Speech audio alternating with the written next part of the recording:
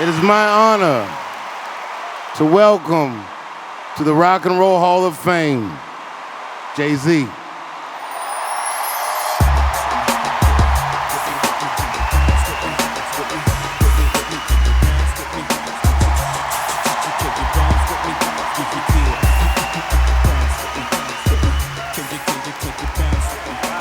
Wow. Yup. Trying to make me cry in front of all these white people.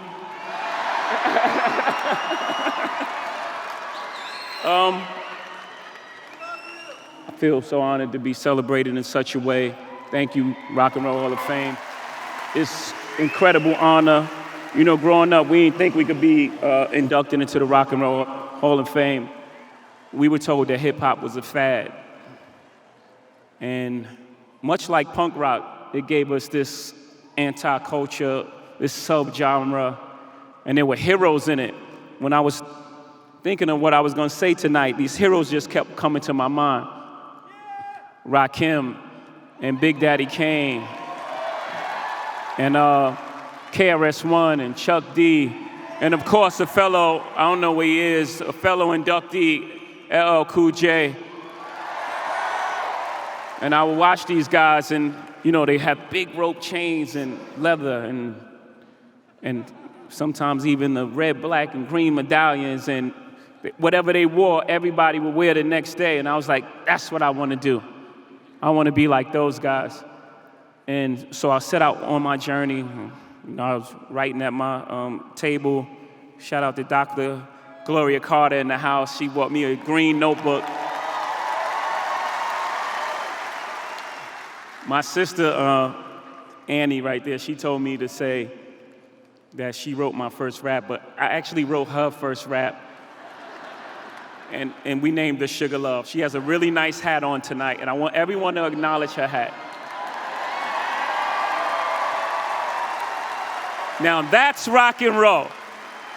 And I would sit at the table and I would write all these raps, and then I would go out in the street and I would try these raps out, and like, you know, have little battles in the street.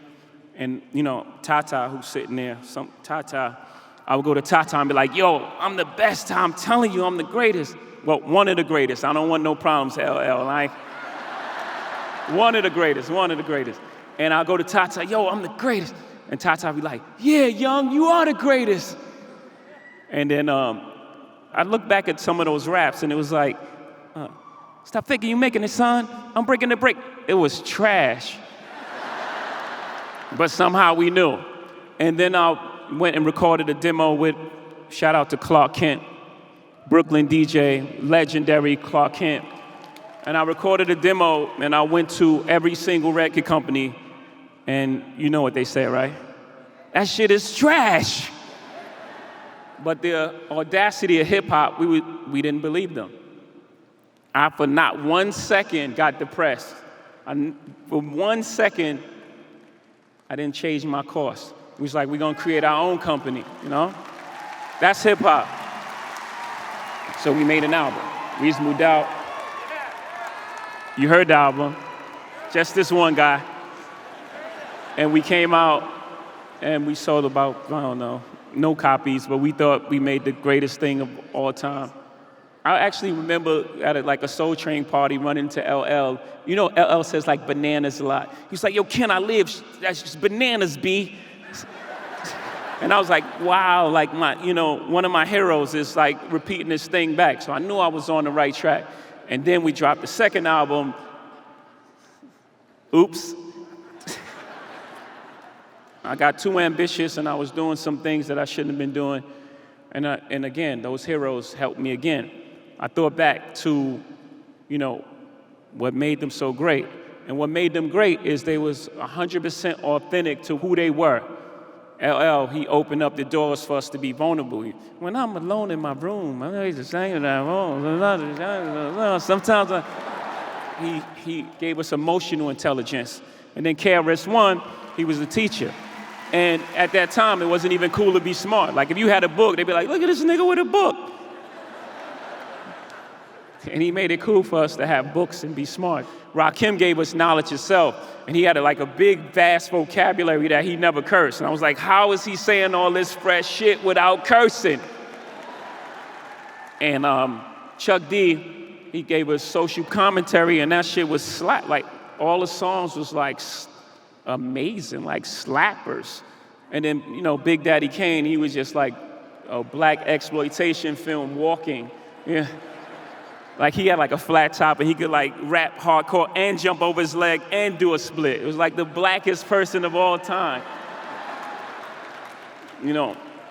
So I was like, oh, I got it. I gotta be 100% authentically myself. That set the course of, what I would do for the rest of my career. Then next album came, 99 and 2000 and 2001 and Grammys and Songwriters Hall of Fame and beautiful accomplishments. And then I got a phone call, and it was like, hello? Jay, it's Obama. I got to work on my Obama accent.